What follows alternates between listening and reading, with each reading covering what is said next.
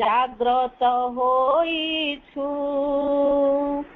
କେତେ ଦିନ ଗଲା ପରେ ମା ତୁ ଆସିଛୁ।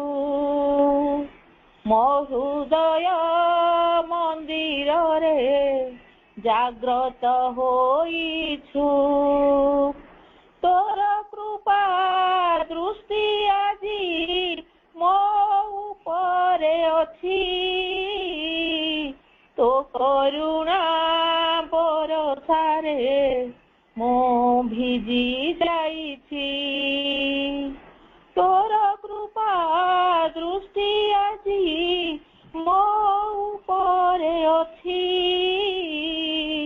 ତୋ କରୁଣା ବରଷାରେ ମୁଁ ଭିଜି ଯାଇଛି। କେତେ ଦିନ ଗଲା ପରେ ମା ତୁ ଆସିଛୁ। ମୋ ହୃଦୟ ମନ୍ଦିରରେ ଜାଗ୍ରତ ହୋଇଛୁ। ଦୃଷ୍ଟିରେ ତୁ ସୃଷ୍ଟିରେ ତୁ ତୋତେ ହିଁ ଦେଖୁଛି। ନାଚିବି ମୁଁ ଗାଇବି ମୁଁ ମାକୁ ପାଇଛି। ଦୃଷ୍ଟିରେ ତୁ ସୃଷ୍ଟିରେ ତୁ ତୋତେ ହିଁ ଦେଖୁଛି। ନାଚିବି ମୁଁ ଗାଇବି ମୁଁ ମାକୁ ପାଇଛି। ତୋର କୃପା ଦୃଷ୍ଟି ଆଜି ମୋ ଉପରେ ଅଛି। ତୋ କରୁଣା ବରଷାରେ ମୁଁ ଭିଜି ଯାଇଛି।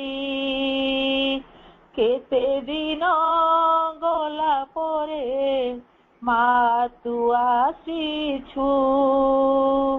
ମୋ ହୃଦୟ ମନ୍ଦିରରେ ଜାଗ୍ରତ ହୋଇଛୁ। ମଧୁମୟୀ ମା ମୋର ହେ ମୋର ଈଶ୍ୱର। ଏ ଧରା ଧାମରେ ତୁମେ ଏକାହିଁ ନିଜର। ମଧୁମୟୀ ମା ମୋର ହେ ମୋର ଈଶ୍ୱର। ଏ ଧରା ଧାମରେ ତୁମେ ଏକାହିଁ ନିଜର। କେତେ ଯେ ଆନନ୍ଦ ମା କର୍ମରେ ବି ଅଛି। ସତ୍ୟ ନିଷ୍ଠା କର ମୋତେ ଗୁହାରି କରୁଛି। କେତେ ଯେ ଆନନ୍ଦ ମା କର୍ମରେ ବି ଅଛି। ସତ୍ୟ ନିଷ୍ଠା କର ମୋତେ ଗୁହାରି କରୁଛି। କେତେ ଦିନ ଗଲା ପରେ ମା ତୁ ଆସିଛୁ। ମୋ ହୃଦୟ ମନ୍ଦିରରେ ଜାଗ୍ରତ ହୋଇଛୁ। ମୋ ହୃଦୟ ମନ୍ଦିରରେ ଜାଗ୍ରତ ହୋଇଛୁ। ଜାଗ୍ରତ ହୋଇଛୁ। ମା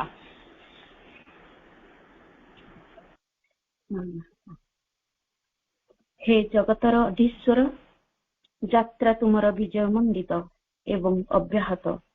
ତୁମର ପ୍ରେମ ସକଳକ ହୃଦୟରେ ଜାଗ୍ରତ କରିବ ସେହି ଦିବ୍ୟ ଅଗ୍ନିଶିଖା, ଯାହା ଅନିର୍ବାଣ ସେହି ପରମ ପୁରୁଷ ପରମ ବ୍ରହ୍ମ ଶ୍ରୀ ଅରବିନ୍ଦ। ଏବଂ ତୁମ ଦିବ୍ୟ କର୍ମର ସିଦ୍ଧି ନିମନ୍ତେ ଆମ୍ଭମାନଙ୍କୁ ପଥ ଦେଖାଅ। ସେହି ଶକ୍ତି ପ୍ରଦାୟିନୀ ମହିମାମୟୀ ଦିବ୍ୟ ଜନନୀ ମା, ଆମ୍ଭମାନଙ୍କର ପ୍ରଣାମ ଗ୍ରହଣ କର। ବନ୍ଦେ ମାତରମ୍। ଶୁଭ ସନ୍ଧ୍ୟା। ଅତି ମାନସର ଅଭିଯାତ୍ରୀ ସମସ୍ତ ମାତୃ ସନ୍ତାନ ମାନଙ୍କୁ ଏହି ଶାନ୍ତ ସୁନ୍ଦର ସନ୍ଧ୍ୟାରେ ଏହି ଦିବ୍ୟ ମୁହୂର୍ତ୍ତରେ ମୋର ପ୍ରଣାମ, ଶ୍ରଦ୍ଧା, ନମସ୍କାର। କାର୍ଯ୍ୟକ୍ରମକୁ ସମସ୍ତଙ୍କୁ ସ୍ୱାଗତମ। ଏହି ସୁନ୍ଦର ସନ୍ଧ୍ୟାକୁ ସ୍ୱାଗତ ଜଣାଇ ମା ଏବଂ ପ୍ରଭୁଙ୍କୁ ପ୍ରାର୍ଥନା କରି ଅନେକ କୃତଜ୍ଞତାର ସହିତ ଆରମ୍ଭ କରିବା ଆଜିର ଶ୍ରଦ୍ଧାୟ ଆଲୋଚନା କାର୍ଯ୍ୟକ୍ରମ। ବର୍ତ୍ତମାନ ଆଲୋଚନା ରହିଛି ମାଙ୍କ ରଚିତ questions and answers 1957 to 1958 volume 9 13 ଫେବୃଆରୀ 1957 फोर्थ पैराग्राफ आलोचना रखिए। पूज्य झरणा अपा प्रणाम। एबे आपण आलोचना आरंभ करु।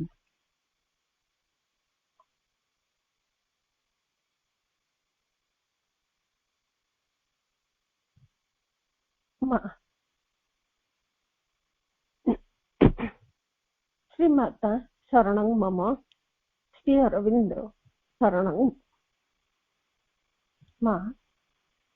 वंदे मातरम। शुभ संध्या। এই সুন্দর শান্ত নীরব সন্ধ্যারে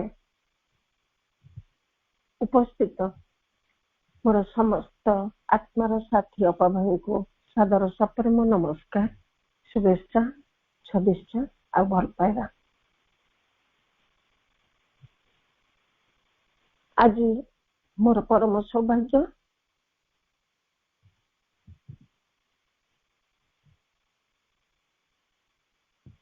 ମାତୃ ରଚନାବଳୀ କ୍ୱେଶ୍ଚିନ୍ ଆନ୍ସର 9th ଭଲ୍ୟୁମ 13 ଫେବୃଆରୀ 1957 ପେନ୍ ଆଣ୍ଡ ଗ୍ରିଫ୍, ଦୁଃଖ ଆଉ ଯନ୍ତ୍ରଣା।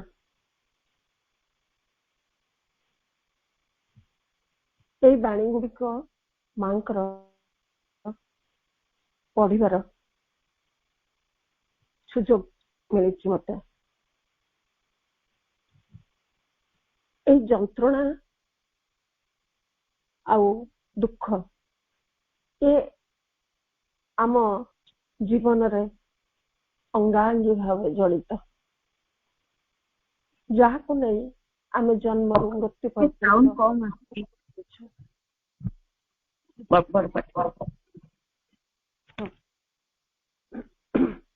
এই ଦୁଃଖ ଯନ୍ତ୍ରଣାକୁ ନେଇ ଆମେ ଜନ୍ମରୁ ମୃତ୍ୟୁ ପର୍ଯ୍ୟନ୍ତ ଚାଲିଛୁ।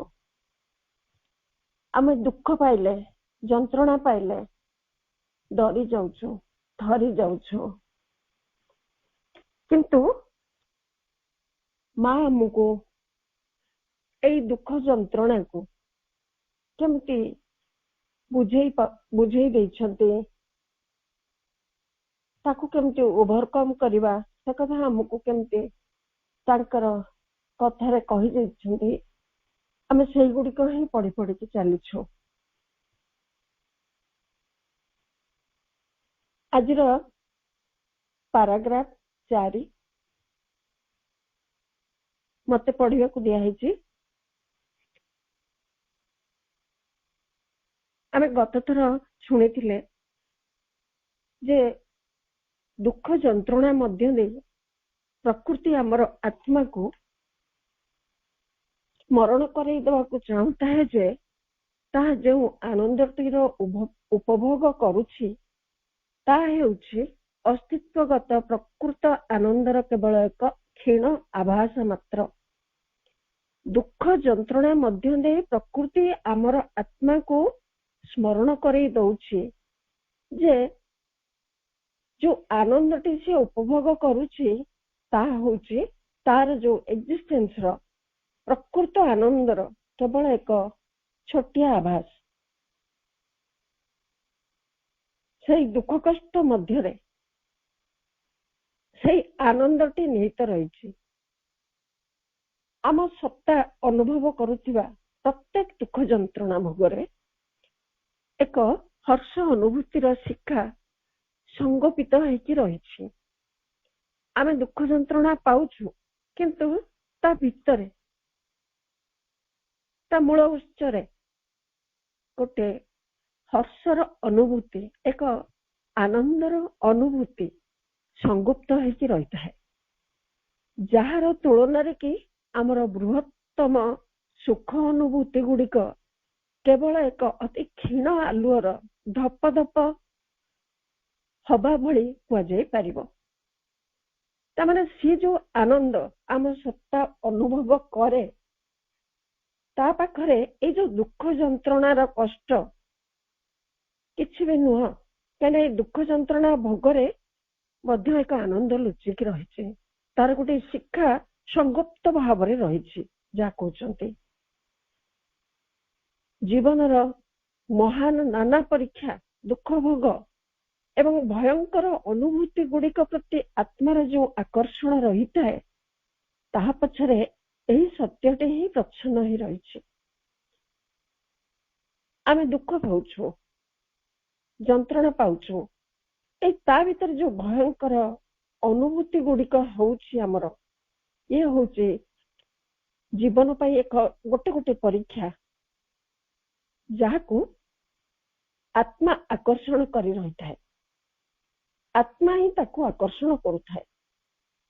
ତା ପଛରେ ଏହି ସତ୍ୟଟି ପ୍ରଚ୍ଛନ୍ନ ହେଇକି ରହିଛି।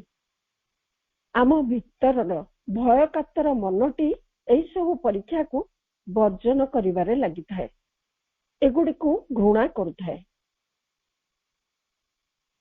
ଆତ୍ମା ଯାହାକୁ ଆକର୍ଷଣ କରୁଛି, ତା ପଛରେ ଏଇ ଦୁଃଖ ଯନ୍ତ୍ରଣା ପଛରେ ଯୋଉ ସତ୍ୟଟି ଲୁଚିକିରି ରହିଛି, ତାକୁ କଣ କରୁଛି ନା ଆମ ଭିତରର ଯୋଉ ମନଟି ସେ ଭୟରେ ପୀଡିତ, ସେ ତାକୁ ଏଇ ସବୁ ଯୋଉ ପରୀକ୍ଷା ଚାଲିଛି ଜୀବନରେ, ତାକୁ ସିଏ ମୋଟେ ଗ୍ରହଣ କରିପାରେନି, ତାକୁ ଡରିଯାଏ, ସେଥିରେ ସେ ଥରିଯାଏ, ଏଗୁଡିକୁ ସେ ସବୁବେଳେ ଘୃଣା କରୁଥାଏ। ଯାହାକୁ ପ୍ରଭୁ ତାଙ୍କ ଥଟ୍ସ ଆଣ୍ଡ ଆଫୋରିଜିମ୍ସରେ କହିଛନ୍ତି। ଏଇଟା ପ୍ରଥମେ ଆମକୁ ମାର୍କ ବୁଝେଇ ଦେଇଛନ୍ତି, କହିଦେଇଛନ୍ତି ଯେ ହ୍ୱାଟ ଇଜ ପେନ୍ ଆଣ୍ଡ ଗ୍ରିଫ୍, ଆଉ ତାର କାରଣ କଣ। ତାପରେ ଆମକୁ ପୁଣି ମା କହିଛନ୍ତି ଯେ ଏଇ ଯୋଉ ସୁଖ, ସୋ କଲ୍ଡ ସୁଖ, ସେ କଣ କରେ ଆମକୁ ନା ତାର ଛଦ୍ମ ବେଶରେ ଆମ ପାଖକୁ ଆସେ, ଆଉ ଆମକୁ ଆମ ଲକ୍ଷ୍ୟ ପଥରୁ ବିଚ୍ୟୁତ କରି ପକାଏ, ଦୂରକୁ ନେଇଯାଏ।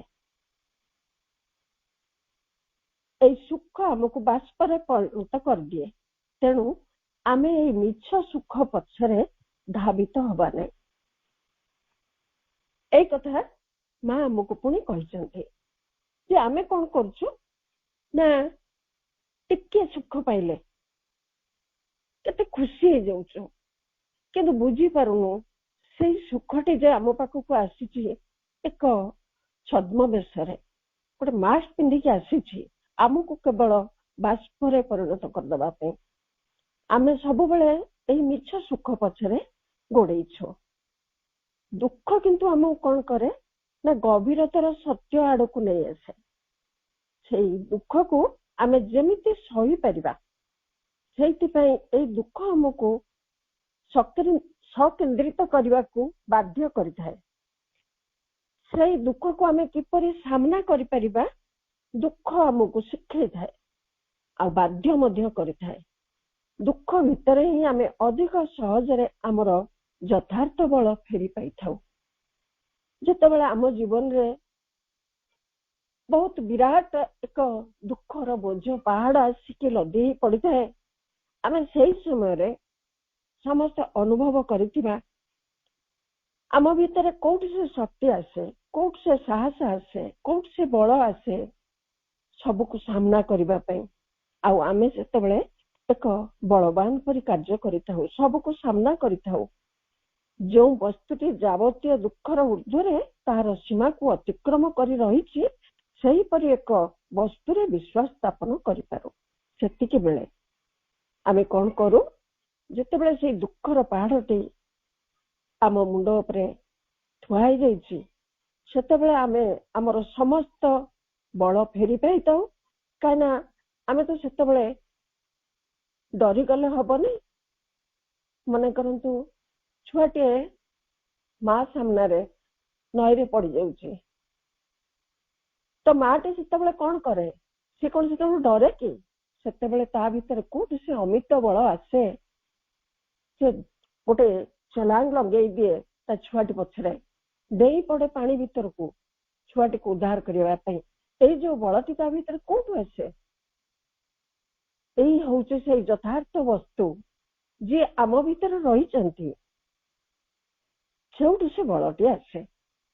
ସେ ହୁଏତ ସେତେବେଳେ ଜାଣିନଥାଏ ତାକୁ ସେ ଶକ୍ତି କିଏ ଦେଇଛି, କିନ୍ତୁ ପରବର୍ତ୍ତୀ ସମୟରେ ଯେତେବେଳେ ସେ ଏଇ ସୁଖର ସନ୍ଧାନରେ ପ୍ରକୃତ ଯଥାର୍ଥ ସୁଖ ଯଥାର୍ଥ ସତ୍ୟ ଅନୁସନ୍ଧାନ କରେ, ସେତିକି ବେଳେ ସେ ଜାଣିପାରେ ଯେ ପ୍ରକୃତରେ ତାକୁ ସେଇ ଶକ୍ତି କିଏ ଦେଇଛି, କିଏ ତାକୁ ସେଇ ଆଡକୁ ନେଇଯାଇଛି।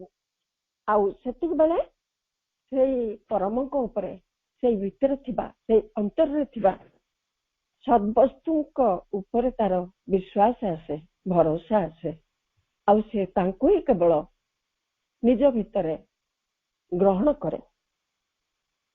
ତ ଏଇଠି ଯୋଉ attitude towards pain and suffering, ଆମେ ଗୋଟେ ସୁନ୍ଦର କଥା କହିପାରିବା ଯେ ଆମେ ସମସ୍ତେ ଜାଣିଛେ ମୀରାଙ୍କ କଥା। ମୀରାବାଇ, ମେବାରର ରାଣୀ, ସେ ଯେତେବେଳେ ବିବାହ ପ୍ରସ୍ତାବ ଆସିଲା, ବା ଯେତେବେଳେ ତାଙ୍କ ଘରେ ତାଙ୍କ ପିତାମାତା ତାଙ୍କୁ ବାହା ହବା ପାଇଁ କି ପ୍ରରୋଚନା ଦେଲେ, କହିଲେ, କାହିଁକିନା ସେ ତ ଛୋଟ ବେଳୁ ସେଇ ଗୋପାଳଙ୍କୁ ସାଙ୍ଗରେ ଧରି ବୁଲୁଥିଲେ, ସବୁବେଳେ କହୁଥିଲେ ଇଏ ହଉଛନ୍ତି, ଏଇ ତ ମୋର ସ୍ୱାମୀ, ଏଇ ତ ମୋର ପରମ ପତି, ଏଇ ତ ମୋର ସବୁ କିଛି। ଏମିତି ଛୋଟ ବେଳୁ ଯିଏ କେବଳ ତାଙ୍କରି ସାନ୍ନିଧ୍ୟରେ ହିଁ ରହୁଥିଲେ, ସିଏ ବିବାହ କରିବେ ଏକଥା କେବେ ବି କେହି ଗ୍ରହଣ କରିପାରୁନଥିଲେ। ସେଥିପାଇଁ ତାଙ୍କୁ ଯେତେବେଳେ ବୁଝା ଯାଉଥିଲା ଯେ ନାଇଁ ତତେ ମୀରା ବିବାହ କରିବାକୁ ପଡିବ, ତ ସେତେବେଳେ ସେ ଡିଲେମାରେ ପଡୁଥିଲେ, ଭାବୁଥିଲେ ଆଚ୍ଛା ମୁଁ ତ ଏଇ ଶ୍ରୀକୃଷ୍ଣଙ୍କୁ ବିବାହ କରିସାରିଛି, ସିଏ ତ ମୋର ଅନ୍ତରର ସାଥୀ, ସେ ତ ମୋର ଅନ୍ତରଙ୍ଗ ବନ୍ଧୁ, ସେ ତ ମୋର ସ୍ୱାମୀ, ସେ ତ ମୋର ସଖା, ସେ ତ ମୋର ପ୍ରିୟତମ, ତ ମୁଁ ଆଉ ପୁଣି କାହାକୁ ବାହା ହେବି? ଆଉ ଯାହାକୁ ବାହା ହେବି ତା ସହିତ ମୁଁ କେମିତି ଜୀବନ କଟେଇବି, କେମିତି ବଞ୍ଚିବି? এইଭଳି ଚିନ୍ତା କରି ସେ ତାଙ୍କ ଦି ମାଉସୀଙ୍କ ପାଖକୁ ଗଲେ। ଗୋଟେ ମାଉସୀ ଯାଙ୍କ ପାଖକୁ ଗଲେ ତାଙ୍କୁ ପଚାରିଲେ, ଆଚ୍ଛା ମାଉସୀ ମତେ କୁହ ଯେ ତମେ ବାହା ହେଲ, ତମ ଜୀବନ କେମିତି ଚାଲିଛି? ମତେ ବାହା ହେବାକୁ ଏତେ ବାଧ୍ୟ କରୁଛନ୍ତି, ମୁଁ କେମିତି ସେଥିରୁ ମାନେ ଆପଣଙ୍କ ପାଖରୁ ସଜେସନ ଚାହୁଁଛି। ତ ମାଉସୀ କହିଲେ, ଆରେ ମୀରା ବହୁତ ଭଲ, ଜାଣିଛୁ ତୋ ମଉସା କେତେ ଭଲ, ସେ ମୋର ପ୍ରତିଟି କଥାକୁ ରଖନ୍ତି, ମୋ ପାଇଁ ସିଏ ଦରକାର ପଡ଼ିଲେ ରୋଷେଇ ମଧ୍ୟ କରିଦିଅନ୍ତି, ଦରକାର ପଡ଼ିଲେ ମତେ ଯଦି କଷ୍ଟ ହଉଛି ମୋ ପାଦ ମଧ୍ୟ ମୋଚାଳି ଦିଅନ୍ତି, ଆଉ ମୋର କୌଣସି ଅଭାବ ସେ ରଖିନାହାନ୍ତି। ଏଇଭଳି ହଉଛନ୍ତି ତୋ ମଉସା। ତ ମୋର ଠାକୁରଙ୍କ ପ୍ରତି ଯୋଉ ଭକ୍ତି ଭାବ ସେ ଅଧିକା ହେଇଯାଏ, ଆଉ ମୁଁ ଠାକୁରଙ୍କୁ ଖୁବ ସୁନ୍ଦର ଭାବରେ ଡାକିପାରେ। ଯୋଉଟା ଥିଲା ମୀରାଙ୍କର ପ୍ରଶ୍ନ ଯେ ତମେ ଭଗବାନଙ୍କୁ ଡାକିପାର କି ବିବାହ କରିକି?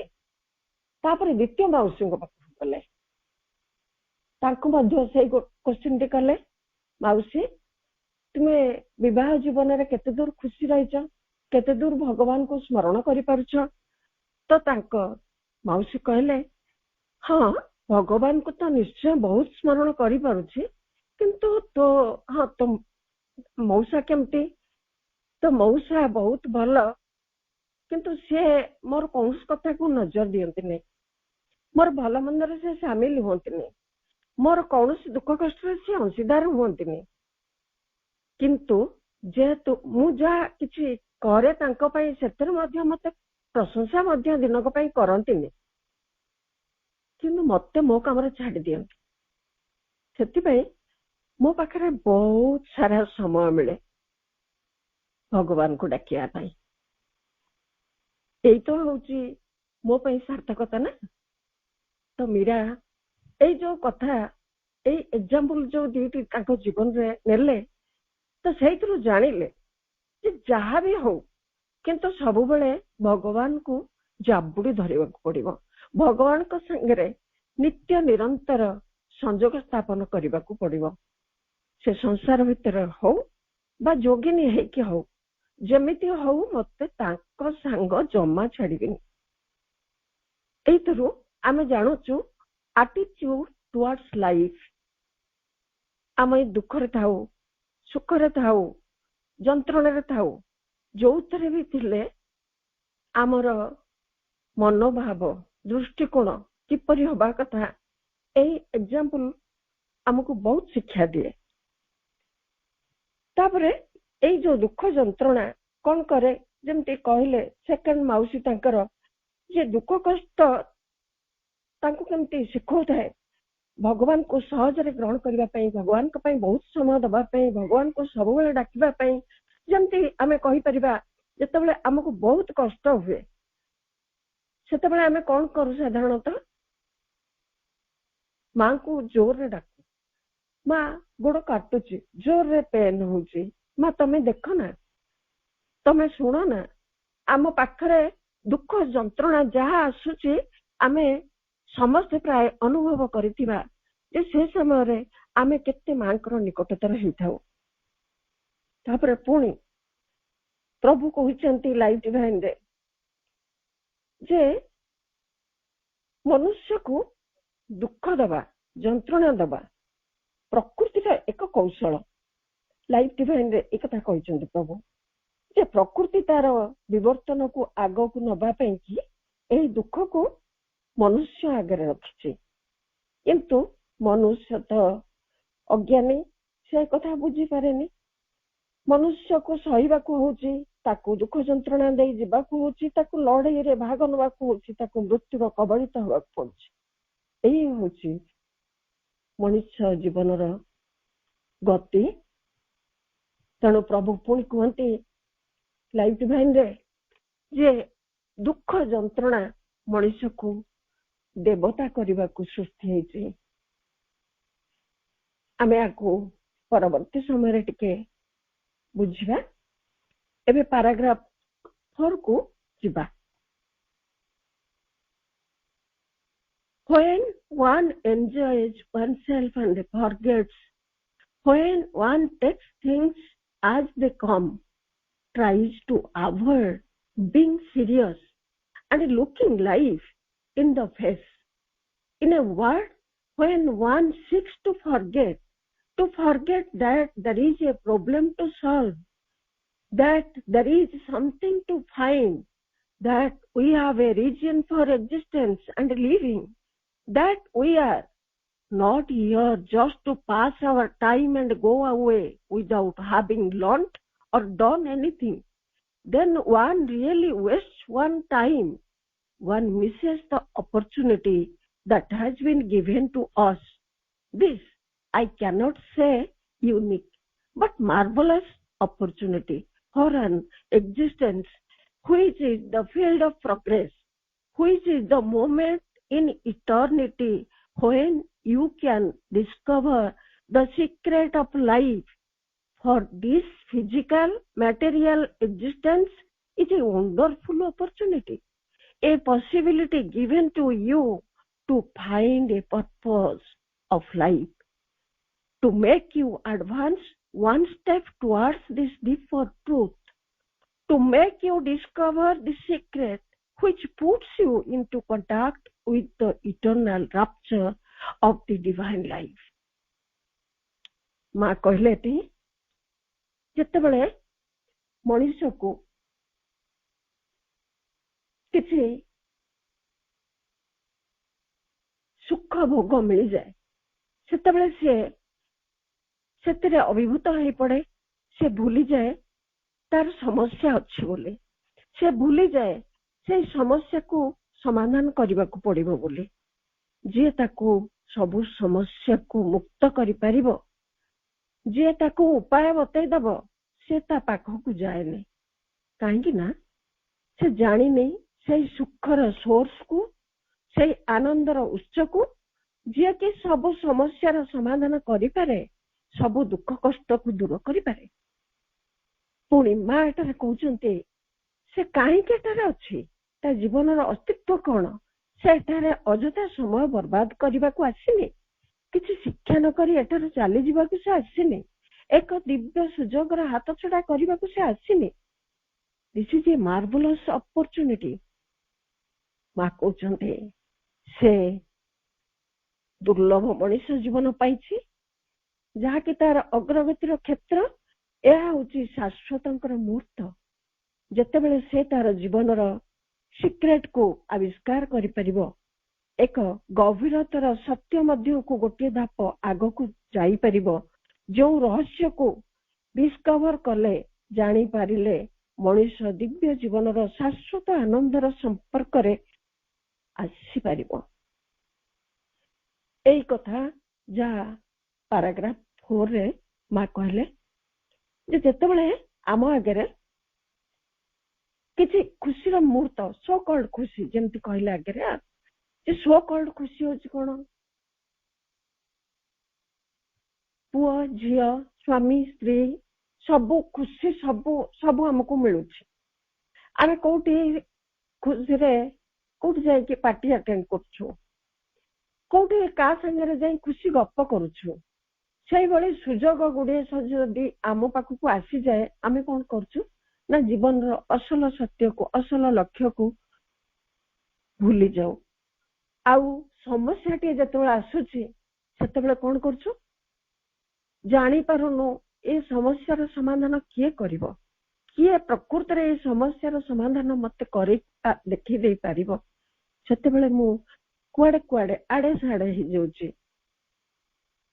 ପ୍ରକୃତରେ ଆମେ ଯଦି ସେଇ ସମୟରେ ଏ କଥା ମନେ ପକେଇ ପାରନ୍ତୁ ଯେ ସାମାନ୍ୟ ଖୁସିରେ ମୁଁ କାହିଁ ଆତ୍ମହରା ହଉଛି, କାହିଁକି ଭୁଲି ଯାଉଛି ମୋର ସେଇ ଶାଶ୍ୱତ ପରମ ପ୍ରିୟକୁ, ଯିଏ ମତେ ସବୁ ମୁହୂର୍ତ୍ତରେ, ଯେ ପ୍ରତି କ୍ଷଣରେ ମୋ ସହିତ ଯୋଡି ହେଇକି ରହିଛନ୍ତି, ଯିଏ ମତେ ପ୍ରତି ମୁହୂର୍ତ୍ତକୁ ଖୁସିର ସମସ୍ତ ଉପାଦାନ ଯୋଗେଇ ଦଉଛନ୍ତି, ଯାହାକୁ ମାନେ ବର୍ଣ୍ଣନା କରି କହିହବନି। ସେ କଥା ମୁଁ ବୁଝିକି ପାରୁନି। ଆମେ ଜଣେ ସାଧିକା ଆଶ୍ରମର ଜାନିନା ବୋଲିକି, ସିଏ 8 ବର୍ଷ ବୟସରୁ ଆଶ୍ରମରେ ଆସିକି ରହିଥିଲେ। ତାଙ୍କର ମୁଣ୍ଡ ଯେତେବେଳେ ବିନ୍ଧିଲା, କଣ୍ଟିନ୍ୟୁଅସଲି ତାଙ୍କ ମୁଣ୍ଡ ବିନ୍ଧିଲା, ତ ସେ ମାଙ୍କୁ କହିଲେ, ମା ଏ ମୁଣ୍ଡ ହଉଛି ତୋର, ଏ ମୁଣ୍ଡ ବିନ୍ଧା ହଉଛି ତୋର, ତୁ ଏ ମୁଣ୍ଡ ବିନ୍ଧାକୁ ନେ। ଇଏ କି କଥା? ଏ ମୁଣ୍ଡ ହଉଛି ତୋର, ଏ ମୁଣ୍ଡ ବିନ୍ଧା ହଉଛି ତୋର, ତୁ ଆକୁ ନେ। It is your headache, take it. It is your headache, take it ମା। ଏଇଭଳି ସେ ସବୁବେଳେ କହି ଚାଲୁଥିଲେ। ଆଉ ତାଙ୍କୁ ଯୋଉମାନେ ପଚାରନ୍ତି, ସେ କହନ୍ତି, ହଁ, କେବଳ ମାଙ୍କୁ ଦେଇପାରିଲେ ହିଁ ମୁଣ୍ଡର ଯନ୍ତ୍ରଣା କୁହ, ମନର ଦୁଃଖ କୁହ, ସବୁ କିଛି ଦୂର ହେଇଯାଇପାରେ। କେବଳ ତାଙ୍କ ସହିତ ଯୁକ୍ତ ହେଇପାରିଲେ ଏଇ ଯୋଉ ପେନ୍ ନା, ସେ ଏମିତି ନେଇଯାଆନ୍ତି। ଆଉ ତାଙ୍କୁ ନଦେଲେ ସେ କେମିତି ମନେ ପକେଇ ପାରିବେ ଏତେ କଥା? ତେଣୁ ଆମକୁ କହିବାକୁ ପଡିବ, it is your headache, take it. ଆଉ ଥରେ ସେମିତି ଯୁଗଳ ଦା ବୋଲିକି, ଯୁଗଳ କିଶୋର ମୁଖୋପାଧ୍ୟାୟ, ସେ ସାଧକ, ପ୍ରଭୁଙ୍କୁ ବହୁତ ଭଲ ପାଆନ୍ତି, ମାଙ୍କୁ ବହୁତ ଭଲ ପାଆନ୍ତି। ସେମିତି ବିଚରେ ଯାଉଛନ୍ତି, ଛୋଟେଇ ଛୋଟି ଗୋଡକୁ ଟେକି ଟେକିକିରି, ମଝିରେ ମଝିରେ ଓହ ଆହ ମା, ଏମିତି ଶବ୍ଦ କରିକି ସେ ଯାଉଛନ୍ତି। କିଏ କିଏ ପଚାରିଲେ, କଣ ହେଇଛି ତମର? ମାନେ ଗୋଡରେ ହେଇଛି ଗୋଟେ ବଡ ବିଣ୍ଡି, ଯାହାକୁ ଲଗେଇକି ସେ ଚାଲି ପାରୁନାହାନ୍ତି। ତ କହିଲେ, ଏଇଟାକୁ ତ ଅପରେସନ କରିଦେଲେ ହବ, କାଟିଦେଲେ ହବ। ସେ ଉତ୍ତରରେ କହୁଛନ୍ତି, ନାଇଁ ନାଇଁ ନାଇଁ, ଆକୁ କାଟିବେନି। ଇଏ ଯଦି କେତେ ମତେ ମା ପାଖକୁ ନେଇଯାଉଛି, କେତେ କ୍ଲୋଜ କରିଦଉଛି ମାଙ୍କ ସାଙ୍ଗରେ, ଏଇଠି ଅଛି ବୋଲି ତ ମୁଁ ମାଙ୍କୁ ଡାକି ତ ପାରୁଛି। ତାକୁ ପୁଣି ସେ ବିଣ୍ଡା ଟିକେ କହୁଛନ୍ତି ପୁଣି ଯେ this is a beautiful rose under my foot. ଏ କଥା କିଏ କହିପାରିବ? ମୋ ଗୋଡରେ ଗୋଟିଏ ସୁନ୍ଦର ଗୋଲାପ ଫୁଲଟିଏ, ତାକୁ ମୁଁ କାଟିଦେବି କାହିଁକି? ସେ ତ ମତେ ମାଙ୍କ ପାଖରେ ପହଞ୍ଚେଇ ଦଉଛି ନା। ଏଇ ହଉଛି ଯନ୍ତ୍ରଣାକୁ କେମିତି ସହ୍ୟ କରିବା, କେମିତି ଯନ୍ତ୍ରଣାକୁ ମାଙ୍କୁ ଦେଇପାରିବା, ଯନ୍ତ୍ରଣା ହେଲେ ଆମେ ମାଙ୍କୁ କେମିତି ଡାକି ପାରିବା। ଯେତେ ଆମେ ଯନ୍ତ୍ରଣାର ଶିକାର ହବା ସେତେ ମାଙ୍କର ନିକଟତର ହବା, କିନ୍ତୁ ଯନ୍ତ୍ରଣାକୁ ଯେ ଡାକିବା ସେଇଟା ଠିକ ନୁହେଁ। ଏଇଟା ମର୍ବିଡ ଆଟିଚ୍ୟୁଡ ବୋଲିକି ମା କହିଛନ୍ତି। ଆମେ ଯନ୍ତ୍ରଣାକୁ କେବେ ବି ଆହ୍ୱାନ କରିବାନି, ଆମେ ଯନ୍ତ୍ରଣା ଆସିଲେ ତାକୁ ସାମ୍ନା କରିବା। ତାପରେ କହିଲେ ଯେ ଯେତେବେଳେ ମଣିଷ ତା ଜୀବନର ରହସ୍ୟକୁ ବୁଝିପାରିବ, ସେ କାହିଁକି ଏ ସଂସାରକୁ ଆସିଛି, ଏଇ ଦିବ୍ୟ ସୁଯୋଗର ସେ ଯଦି ଉପଯୋଗ କରିବ, ତାହେଲେ ସେ ଜାଣିପାରିବ ଯେ ଏଇ ଯୋଉ ଅପରଚୁନିଟି, ଏଇ ଯୋଉ ସୁଯୋଗ ତାର ଅଗ୍ରଗତିରେ ଆସିଛି, ତାକୁ ସେ ମଣିଷ ଜୀବନ ଯେହେତୁ ପାଇଛି, ତେଣୁ ଏ ମଣିଷ ଜୀବନରେ ହିଁ କେବଳ ଜଣେ ଅଗ୍ରଗତି କରିପାରେ। ଆଉ ଯେହେତୁ ଏଇଟି ହଉଛି ଶାଶ୍ୱତଙ୍କର ମୁହୂର୍ତ୍ତ, ଯେତେବେଳେ ସେ ତାର ଏଇ ରହସ୍ୟକୁ ଆବିଷ୍କାର କରିପାରିବ, ତାର ଗଭୀରରେ, ବହୁତ ଗଭୀରରେ ଯୋଉ ସତ୍ୟ ଲୁଚିକି ରହିଛି, ତା ପାଖକୁ ଯଦି ଧାପେ ଧାପେ ଆଗକୁ ଯାଇପାରିବ, ତାହେଲେ ସେ ନିଶ୍ଚୟ ତାଙ୍କୁ ଆବିଷ୍କାର କରିପାରିବ। ଆଉ ସେଇ ଯୋଉ ଦିବ୍ୟ ଜୀବନ ହଉଛି ତାର ଚରମ ପରମ ଲକ୍ଷ୍ୟ, ସେଇଠି ଯାଇ ସେ ପହଞ୍ଚି ପାରିବ। ପ୍ରଥମ କାମ ହଉଛି ସେଇ ରହସ୍ୟକୁ ସେ ପ୍ରଥମେ ଆବିଷ୍କାର କରିବ। ତାପରେ ମା ନୀରବ ରହିଛନ୍ତି।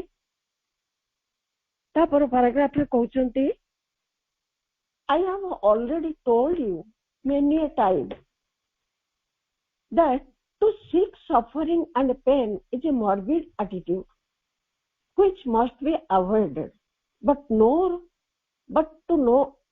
to run away from them through forgetfulness, through a superficial, frivolous movement, through diversion is cowardice. When pain comes, it comes to teach us something. The quicker we learn it, the more the need for pain diminishes. And when we know the secret, it will no longer be possible to suffer.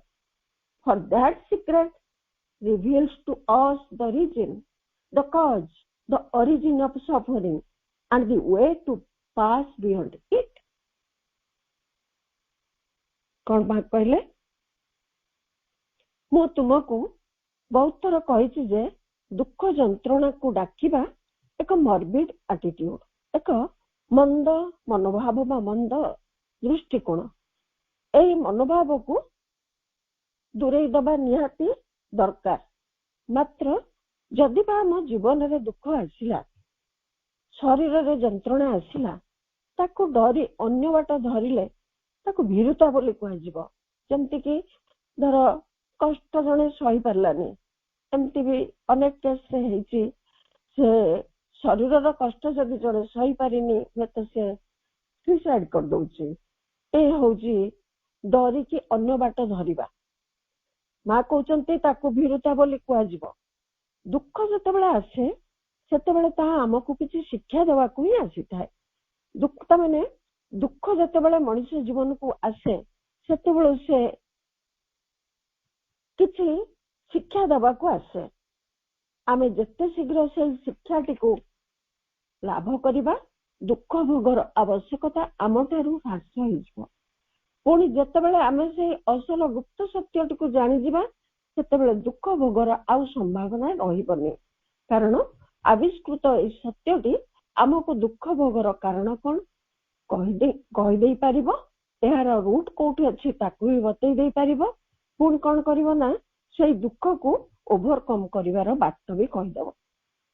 ଆଚ୍ଛା, ଆମ ମା କହୁଛନ୍ତି ଯେ ମୁଁ ତମକୁ ବହୁତ ଥର କହିଛି ଯେ ଦୁଃଖ ଯନ୍ତ୍ରଣା ଆସିଲେ ତାକୁ କେମିତି ସାମ୍ନା କରିବ, ଏଗୁଡିକ ସବୁ ତମକୁ କହିଲି।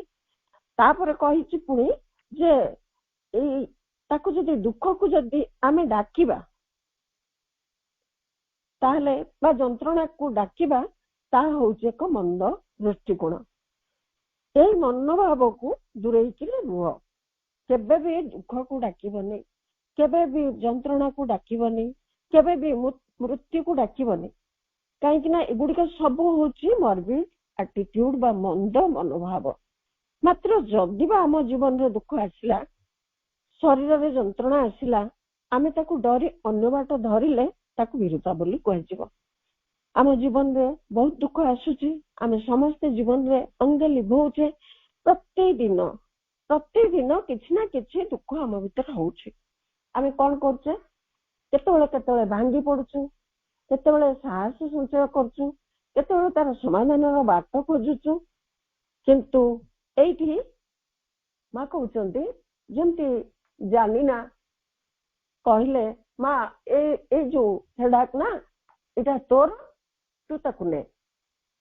এইଭଳି ଆଟିଟ୍ୟୁଡ ଯଦି ଆମେ ମନ ଭିତରେ ରଖିବା, ଦୁଃଖ ଆସିଛି, ଏଇ ଦୁଃଖ ତୋର, ଏଇ ସମସ୍ୟା ଆସିଛି, ଏଇ ସମସ୍ୟା ତୋର, ତୁ ଏକଥା ବୁଝ, ତୁ ଏକଥା ନେ, ଏ ମୋର ନୁହେଁ, ଏଇ ଯୋଉ ମନୋଭାବ ଯଦି ଆମେ କାହାକୁ ଦେଇ ପାରିବା, ଟ୍ରାନ୍ସଫର କରିଦେଇ ପାରିବା, ତାହେଲେ ସେ ଆମର ହେଇକି ରହିବନି।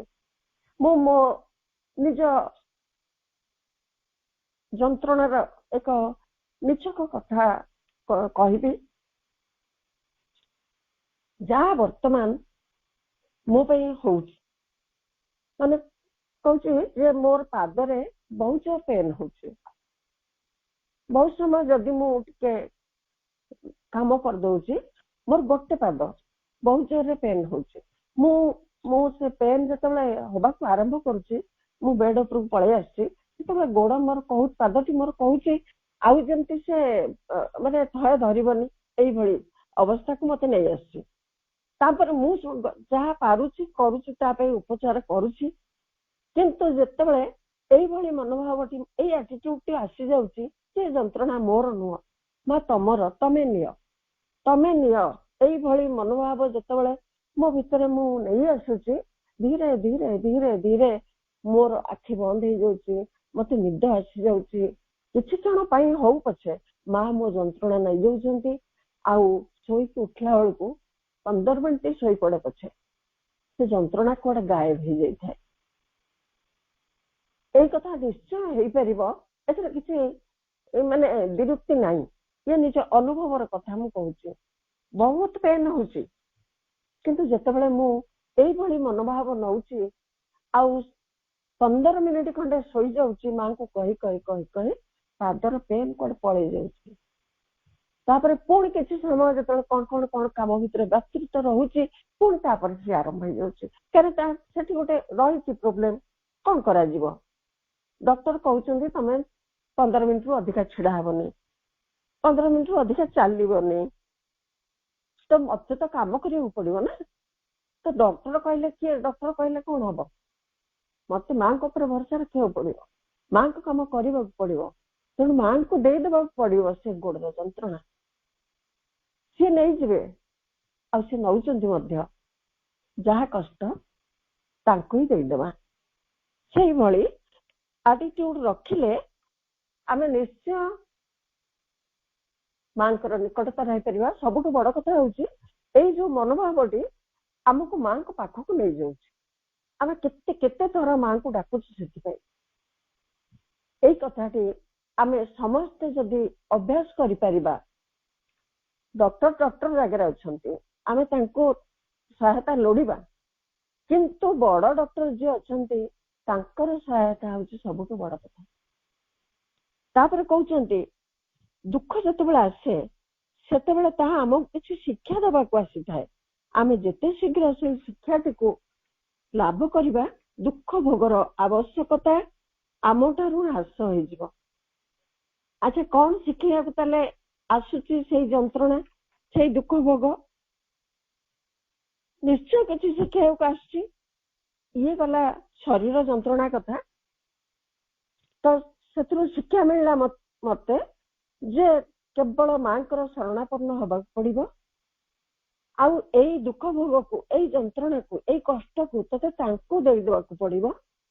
ସମର୍ପଣର ଭାବ ଯେତେ ତୁ ବଢେଇ ବଢେଇ ଚାଲିବୁ, ତାଙ୍କ ପାଖରେ ନିଜକୁ ସମର୍ପିତ କରି କରି ଚାଲୁଥିବୁ, ସେତେ ତୁ ତୋ ଲକ୍ଷ୍ୟରେ ପହଞ୍ଚି ପାରିବୁ। ଏଇ ଶିକ୍ଷାଟି ମୁଁ ଏଥିରୁ ପାଉଛି।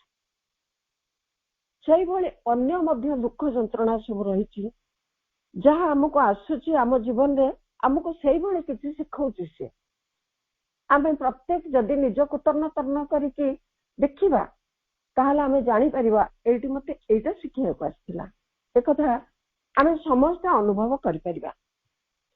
ତାପରେ ସେ କହୁଛନ୍ତି ପୁଣି ଯେତେବେଳେ ଆମେ ସେଇ ଅସଲ ଗୁପ୍ତ ସତ୍ୟଟିକୁ ଜାଣିଯିବା, ସେତେବେଳେ ଦୁଃଖ ଭୋଗର ଆଉ ସମ୍ଭାବନା ନଥିବ। କାରଣ ଆବିଷ୍କୃତ ଏଇ ସତ୍ୟଟି ଆମକୁ ଦୁଃଖ ଭୋଗର କାରଣ କଣ କହିଦେଇ ପାରିବ, ଏହାର ରୁଟ୍ କୋଉଠି ସେ କଥା ବି ବତେଇଦବ। ପୁଣି କଣ କରିବ ନା ସେଇ ଦୁଃଖକୁ କେମିତି ଆମେ ଓଭରକମ୍ କରିବା ସେ କଥା ବି ସେ କହିଦବ। ତାହେଲେ ସେଇ ଗୁପ୍ତ ସତ୍ୟଟି କଣ? ଆମ ଭିତରେ ଥିବା ସେଇ ସିକ୍ରେଟ ଟ୍ରୁଥ କଣ? ସେଇଟା ଯେ ଆମ ପ୍ରତ୍ୟେକଙ୍କ ଭିତରେ ସେଇ ଦିବ୍ୟ ପରମଙ୍କର ପ୍ରତିଭା ରହିଛି, ଯେ ସବୁ ଦୁଃଖ କଷ୍ଟକୁ ନିଜ ଭିତରେ ସमेଟି ନଉଛି। ଯଦି ସିଏ ଅଛନ୍ତି ମୋ ଭିତରେ, ତାହେଲେ ମୁଁ କାହିଁକି ଏ ଦେହଟାକୁ କଷ୍ଟ ହଉଛି ବୋଲି କହିବି? ମୁଁ କାହିଁକି ଏ ମନଟା ଦୁଃଖ ହଉଛି ବୋଲି କହିବି? ମୁଁ ସେଥିରେ କାହିଁକି ନିୟମାନ ହେବି? ଏଇ ଯୋଉ ଅସଲ ଗୁପ୍ତ ସତ୍ୟଟି, ତାକୁ ଯେତେବେଳେ ଆମେ ଜାଣିପାରିବା, ତାକୁ ପୁଣି ଜାଣିବା କେମିତି ନା କେବଳ ଅହଂର କାରାଗାରରୁ ବାହାରି ଗଲେ ଯାଇକି ଏ କଥା ଆମେ ଜାଣିବା। ଆମ ଭିତରେ ଯୋଉ ଅହଂକାର କାମ କରୁଛି, ସିଏ ହିଁ ଆମକୁ କହୁଛି ତୋ ଗୋଡରେ ବ୍ୟଥା ହଉଛି, ତୋ ମନ କଷ୍ଟ ହେଲା। ସେଇ ମନ ପାଖରେ ହିଁ ବର୍ତ୍ତମାନ ଆମେ ରହିଯାଇଛୁ। ଯେହେତୁ man is a transitional being with mind, ମନକୁ ନେଇକି ସେ ଚାଲିଛି ବର୍ତ୍ତମାନ। ତେଣୁ ସେଇ ମନର ସବୁତିକ କାରନାମା ଏଇଠି ହଉଛି। ତ ମନ ଯଦି ବୁଝିଯିବ ଯେ ସେଇ ଅସଲ ଗୁପ୍ତ ସତ୍ୟଟି ମୋ ଭିତରେ ରହିଛି, ତାକୁ ସେ ଖୋଜିବାକୁ ଆରମ୍ଭ କରିଦେବ। ଅବଶ୍ୟ ସମୟ ଆସିଯାଇଛି, ସେ ଖୋଜିବାକୁ ଆରମ୍ଭ କରିଦେଲାଣି। କାହିଁକି ନା ବିୟଣ୍ଡ ମାଇଣ୍ଡ ମଣିଷ ଯିବାକୁ ଅଛି। ଅତିମାନସ ସତ୍ୟ ଓହ୍ଲେଇ ଆସି ସାରିଛି। ଅତିମାନସ ମାନେ ଯେତେବେଳେ ସୁପ୍ରାମେଣ୍ଟାଲ କନସିୟସନେସ ଏ ସଂସାରରେ କାର୍ଯ୍ୟ କରିବାକୁ ଆରମ୍ଭ କରିଦେଲାଣି, ସେତେବେଳେ ମନ ତ ବାଧ୍ୟ ହବ କଥା ବୁଝିବାକୁ, ଆଉ ସେ ବୁଝିବାକୁ ଆରମ୍ଭ କରିଦେଲାଣି ମଧ୍ୟ। ତାପର ପାରାଗ୍ରାଫରେ କହିଲେ, the secret is to emerge from ego, get out of its prison, unite ourselves with the divine, merge into him, not to allow anything to separate us from him. Then once one has discovered the secret and realizes it in one's being, pain loses its justification and suffering disappears. It is an all-powerful remedy, not only in the deeper parts of the being, in the soul, in the spiritual consciousness, but also in life and in the body. ଏଇଠି ଖୁବ ସୁନ୍ଦର କଥା, ଏଇଠି ସବୁ କଥା ଏଇଠି ହିଁ ରହିଗଲା। ସେ ମା କହୁଛନ୍ତି the secret is to emerge from the ego. ଆମେ ଅହଙ୍କାର ଭିତରୁ ନିଜକୁ ମୁକ୍ତ କରି ଆଣିବା, ଏହି ହଉଛି ସେଇ ସିକ୍ରେଟ। ଅହଙ୍କାରର କାରାଗାର ଭିତରୁ ବାହାରି ଆସିବା, ପରମ ଦିବ୍ୟ ସତ୍ୟ ସହିତ ସଂଯୁକ୍ତ ହୋଇ ରହିବା, ତାଙ୍କରି ମଧ୍ୟରେ ନିଜକୁ ଭିନ୍ନ କରି ରଖିବା। ଦିବ୍ୟ ପରମଙ୍କ ଠାରୁ ଆମକୁ ଯାହା ଅଲଗା କରି ରଖୁଛି, ସେ ବସ୍ତୁ ହଉ କି ବ୍ୟକ୍ତି ହଉ, ଆମକୁ ଯିଏ ଏଥିରେ ଉତ୍ସାହିତ କରୁଛି ତାକୁ ପ୍ରଶ୍ରୟ ଦେବା ନାହିଁ। ଏହା ହିଁ ଅସଲ ଉପାୟ ବୋଲି ମା କହିଲେ। ଥରେ ଏହି ଗୁପ୍ତ ସତ୍ୟଟିକୁ ଆବିଷ୍କାର କରିପାରିଲେ ଦୁଃଖ ରହିବନି। ଏହି ସତ୍ୟକୁ ଜାଣିବା ଓ ମନ ପ୍ରାଣ ଶରୀରରେ ତାକୁ ଉପଲବ୍ଧିରେ ଆଣିବା, ଏହି ହଉଛି ଅସଲ ଉପାୟ। ତାହେଲେ ଦୁଃଖ ଆସିଲେ ବି, ଯନ୍ତ୍ରଣା ଆସିଲେ ବି ତିରୋହିତ ହେଇଯିବ, ଅନ୍ତରିତ ହେଇଯିବ। ଏହି ଉପାୟଟି ସବୁଠୁ ଶକ୍ତିଶାଳୀ ଉପାୟ ମା କହୁଛନ୍ତି। ଏହା ଆମ ଜୀବନର ସକଳ କ୍ଷେତ୍ରରେ କାର୍ଯ୍ୟ କରିବ। ଆମେ ସେଇ ଆବିଷ୍କାର କରିବା ପଥରେ ନିତ୍ୟ ନିରନ୍ତର ଲାଗି ରହିଲେ एकथा संभव हम एइथिरे गोटे खूब सुंदर कथा अच्छी अहंकार कारागार भितर आम केमती बाहरी आसवा जे स्टोरीटी नुहे सत्य घटना मुस्लिम स्टोरीटी जे मुमताज को आम समस्त जानिछु हुमायूं को पत्नी मुमताज से बहुत सुंदर थिले तांकर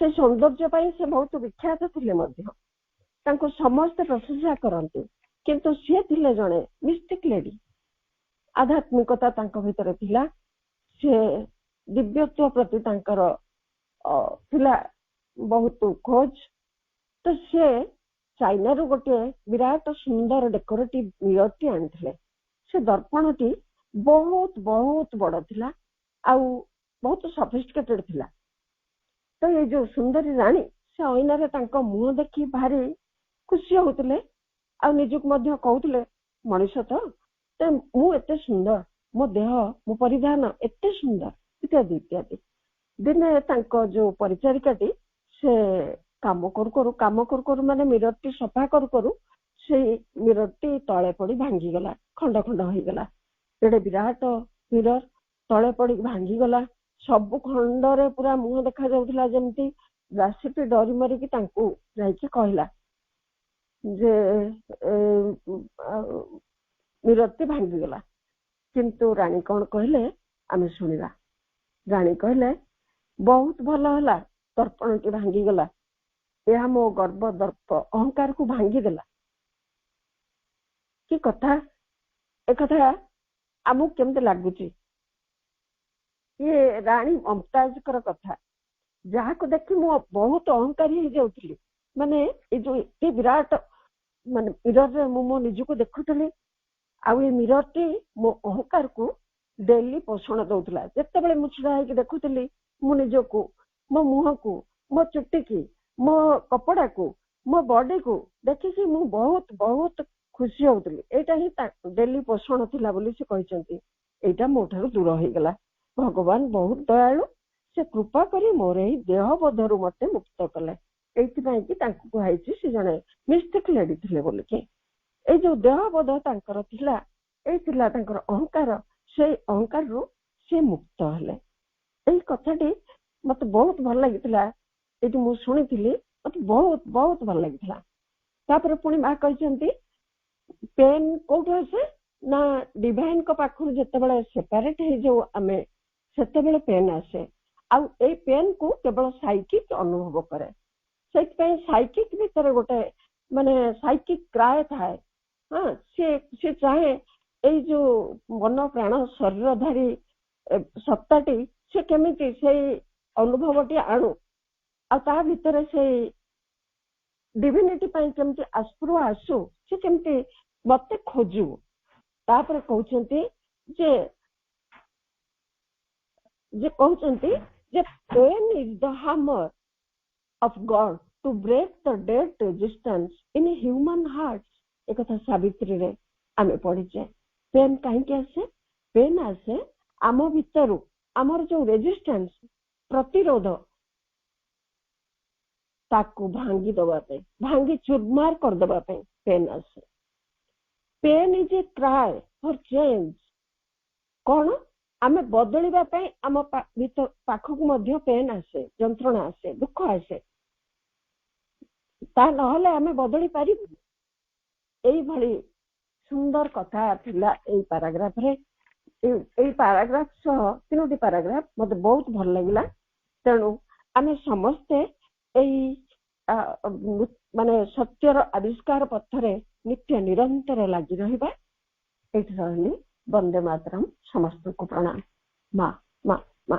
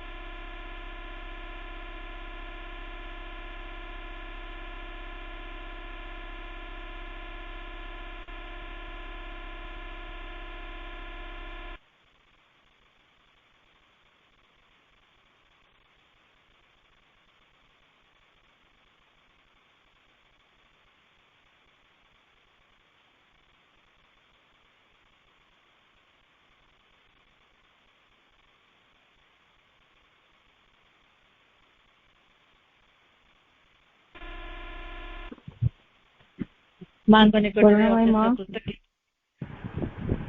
ବହୁତ ଅପା ସୁନ୍ଦର ଶାନ୍ତି ପାଠ ଭାବରେ କରିବି। ଅପାଙ୍କ ଦ୍ୱାରା ଆଲୋଚନାଟି ପ୍ରସ୍ତୁତ ହେଲା। ଆମେ ପରବର୍ତ୍ତୀ କାର୍ଯ୍ୟକ୍ରମକୁ ଯିବା। ଆଜି ଆମର ଶାନ୍ତି ପାଠ ଅଛି।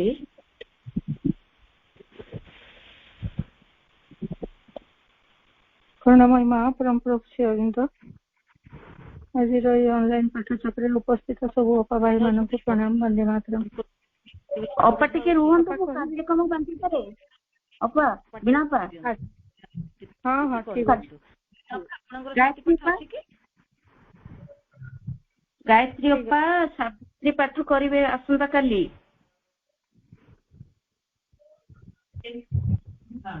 ଅପା ପ୍ରଣାମ। ହଁ ଅପା ନମସ୍କାର। ହଁ କରିବି। ଆଚ୍ଛା ଜୟନ୍ତୀ ଅପା ଧ୍ୟାନ ପ୍ରାର୍ଥନା। ଅପା ଜୟନ୍ତୀ ଅପା ପ୍ରଣାମ। ଆଜ୍ଞା ଅପା। ତାପରେ ଝରଣା ଅପା ମାତୃବନ୍ଦନା। ଅପା ମାତୃବନ୍ଦନା ଆପଣଙ୍କର।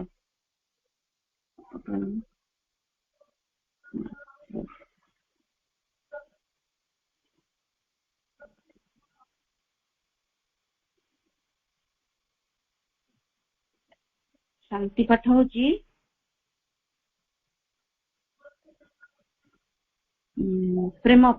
ପ୍ରେମ ଅପା ଶାନ୍ତି ପାଠ ଆସନ୍ତା କାଲି। ଅପା କରିବି। ହଁ ଅପା ପ୍ରଣାମ।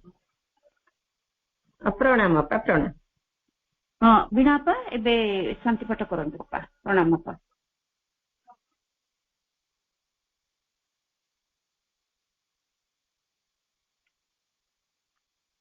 ପାଠ ସର୍ବେ ଭବନ୍ତୁ ସୁଖିନଃ, ସର୍ବେ ସନ୍ତୁ ନିରାମୟା, ସର୍ବେ ଭଦ୍ରାଣି ପଶ୍ୟନ୍ତୁ, ମା କଶ୍ଚିत् ଦୁଃଖଭାଗ୍ ଭବେत्। ॐ पूर्णमदः पूर्णमिदं पूर्णात् पूर्णमुदच्यते पूर्णस्य पूर्णमादाय पूर्णमेवावशिष्यते। ॐ शान्ति शान्ति शान्ति। ॐ द्यो शान्तिः, अन्तरिक्ष शान्तिः, पृथिवी शान्तिः, आपः शान्तिः, औषधाय शान्तिः, वनस्पतये शान्तिः, विश्वदेवाय शान्तिः, ब्रह्म शान्तिः, सर्वं शान्तिः, शान्तिरेव शान्तिः, सामं शान्तिरेधि शान्ति शान्ति शान्ति।